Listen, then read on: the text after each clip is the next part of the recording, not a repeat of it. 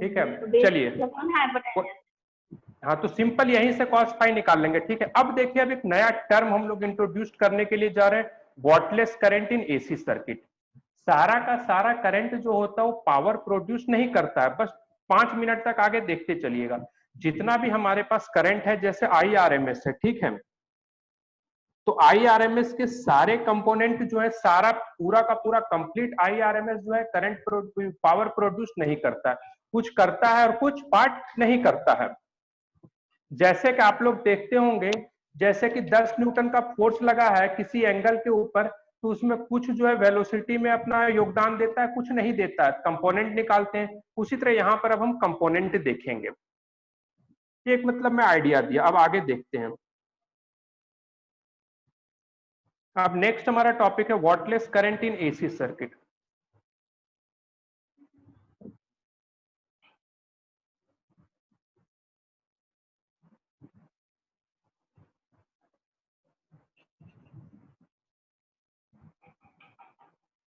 Wattless current in AC circuit, ठीक है, देखते हैं। If in a given AC circuit phi is the phase difference. अब देखो, कोई हमें एसी सर्किट गिवन है जिसमें क्या फाई फेज डिफरेंस है, और ऑब्वियस सी बात है ये फाई हमारा क्या होता है, फेज डिफरेंस ही होता है। लिखते हैं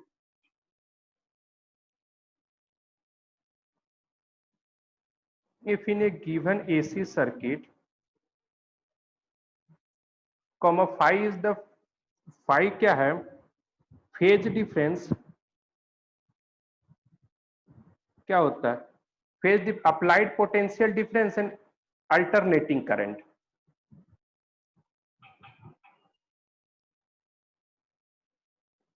अप्लाइड पोटेंशियल डिफरेंस बोलो या ईएमएफ बोलो, क्या फर्क पड़ता है, and AC current, and AC यानी अल्टरनेटिंग करंट। तो अगर हम डायग्राम बनाना चाहेंगे तो ऐसे करके बना दें, कुछ भी।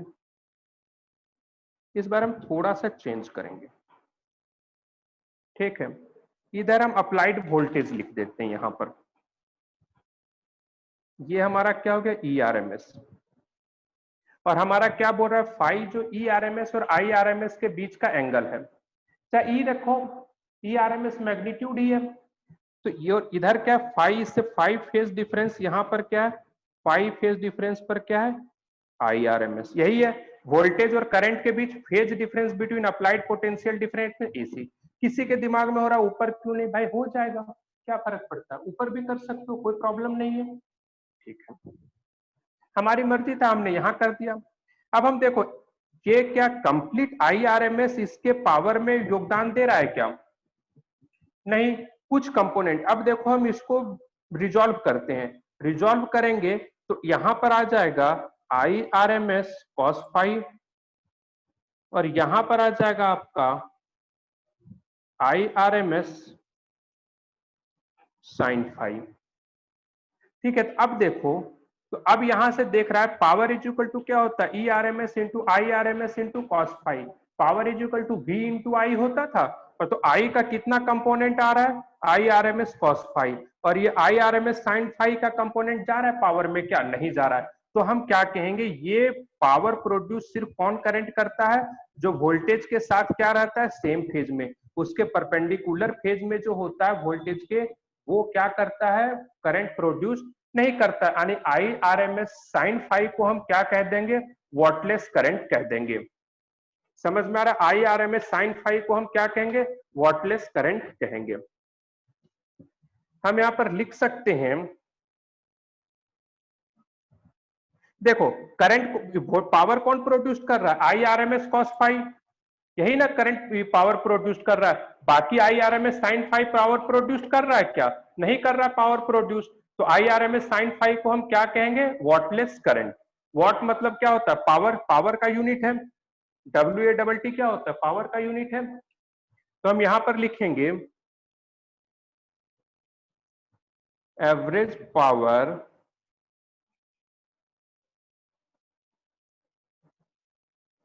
delivered to circuit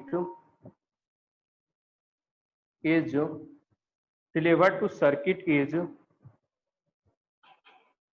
average power is equal to ERMS into IRMS cos phi. Here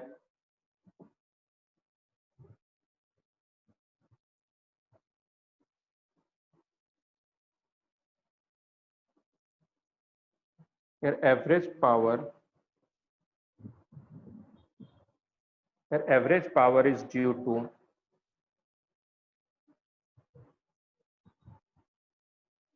IRMS cos phi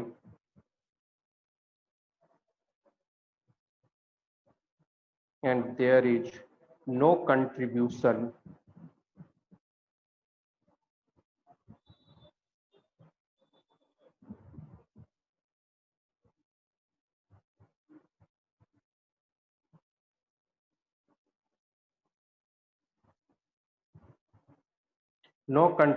IRMS sin phi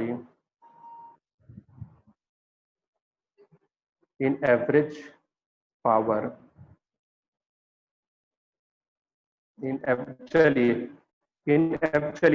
यहाँ तक पहले नोट डाउन कीजिए, फिर उससे आगे लिखते हैं।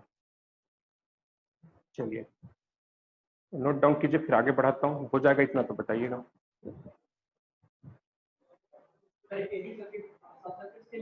पावर हो गया, वो क्या हो जाएगा, जीरो हो जाएगा। इंडक्टर या कैपेसिटर के थ्रू जो एवरेज पावर होता है वो क्या होता है, जीरो। इंस्टेंटेनियस पावर नहीं, एवरेज पावर। देखिए हमने बताया क्या है, हमें फाइंड करना है maximum power transfer in an AC circuit. पीछे के डिस्कशन से हमें वाटलेस करंट से ये तो पता चल गया है कि कुछ कंपोनेंट हमारा पावर प्रोड्यूस करने में सपोर्ट करता है और कुछ कंपोनेंट हमारा पावर प्रोड्यूस करने में सपोर्ट नहीं करता है। इतना तो आप मान लिए। फिर उससे हम आगे बढ़ते हैं तो उसके बाद हम देखते हैं क्या हो गया, power average ERMS IRMS into cos phi, यानी सारी चीजें इस फाई के ऊपर डिपेंड कर रही है। तो हमने यहाँ पर देखा कि जब प्योर रेजिस्टेंस रहेगा तो उसमें फाई इक्वल टू क्या हो गया, जीरो, यानी ERMS इंटू IRMS। तो आपके दिमाग में ये बात तो स्ट्राइक कर गई हो कि इस समय जो है IRMS का मैक्सिमम वैल्यू होगा, उसका कंपोनेंट का सारा हो जाएगा। ठीक है, तो यहाँ पर क्या हो गया, एवरेज पावर क्या हो गया, मैक्सिमम ERMS का स्क्वायर अपॉन आर। वहीं जब एक्सएल और एक्ससी या तो दोनों लगे हो या तो सिर्फ इंडक्टर लगाओ या कैपेसिटर लगाओ, दोनों भी रहेगा तब भी phi is equal to 90 degree ही रहेगा, तब भी फाई जो है 90 डिग्री ही रहेगा। हाँ एंगल वही फेज एंगल फाई की वैल्यू हो रहा है। वोल्टेज ट्रायंगल देखो यहाँ बात है, ये करंट इधर है, इंडक्टर के थ्रू वोल्टेज इधर रहता है, तो यहाँ पर 90 डिग्री हो गया। आई यहाँ पर है तो कैपेसिटर के थ्रू वोल्टेज इधर है, तो ऐसे हो गया। लेकिन अगर दोनों साथ में रहेगा तो या तो ऊपर की तरफ रहेगा VL माइनस VC करके, या तो नीचे की तरफ रहेगा VC माइनस VL करके, लेकिन हर हाल में फाई कितना रहेगा, 90 डिग्री ही रहेगा। तो एक्सएल और एक्सी या दोनों सह तब भी phi is equal to 90 degree, यानी एवरेज पावर क्या हो गया, जीरो। तो हम कह सकते हैं कि करंट जो रहता है इंडक्टर या कैपेसिटर के थ्रू जो नेट मतलब एवरेज पावर प्रोड्यूस करता है वो कितना होता है, जीरो। अभी मैं इंग्लिश में लिखाऊंगा इसको। चलिए पहले यहां तक इसका नोट डाउन कीजिए। हम कहना चाह रहे हैं इन AC circuit inductor and capacitor never consume any average power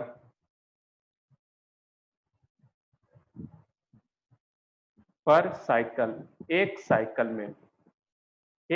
में एवरेज पावर को भी इंडक्टर या कैपेसिटर कंज्यूम नहीं करेगा, लेकिन इसका मतलब ये है कि उसकी पावर को इफेक्ट नहीं करेगा। पावर को इफेक्ट करेगा कैसे, क्योंकि देखो अब सिंपल, अगर हमारे पास में एक एग्जांपल से समझा रहा हूं। अब देखो यहां पर ये रेजिस्टेंस है, यहां पर हमने ई सप्लाई किया, ठीक है। सेम बीच में अगर कुछ मतलब लिंक टाइम ओवर होता है तो सेम लिंक ज्वाइन कीजिएगा।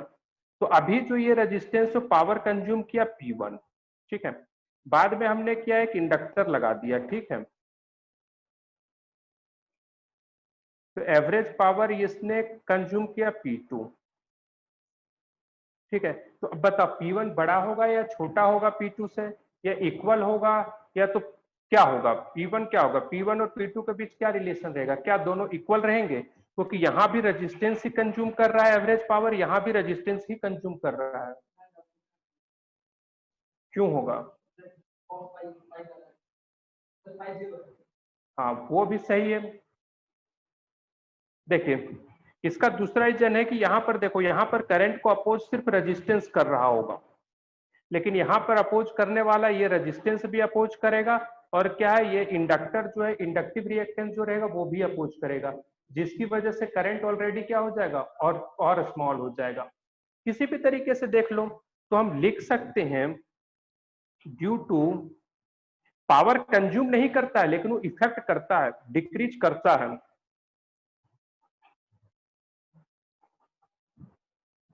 Due to presence of L या सी इंडक्टर और कैपेसिटर और both overall current decreases.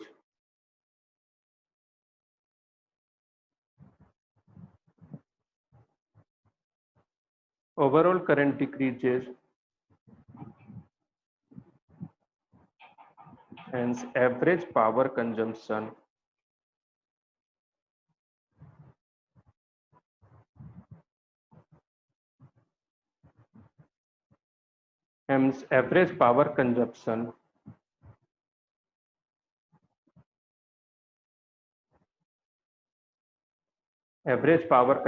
also decreases। क्या नहीं, जो आर की वजह से जो होना है, एल और सी का बात है ना, कि due to presence of L और सी एवरेज पावर कंज्यूम नहीं करेगा, लेकिन पावर कंजप्शन को रेजिस्टेंस में डिक्रीज करेगा। समझ में आ रहा है? ये कहना चाह रहा है कि एल और सी पावर कंज्यूम नहीं करेगा, यहीं पर लिख दिया in AC circuit inductor and capacitor never consume any average power per cycle, but due to presence of L and C both overall current decreases, और बोथ एल चाहे इंडक्टर हो चाहे कैपेसिटर हो या तो दोनों लगा हुआ रहेगा, overall current decreases, overall current जो है वो क्या करेगा, डिक्रीज करेगा। हाँ एक्सटर्नल रेजिस्टेंस के साथ में, अगर अकेला लगा रहेगा तो पावर कंज्यूम ही नहीं होगा। ठीक है, चलिए नोट डाउन कीजिए इसको, फिर आगे बढ़ते हैं।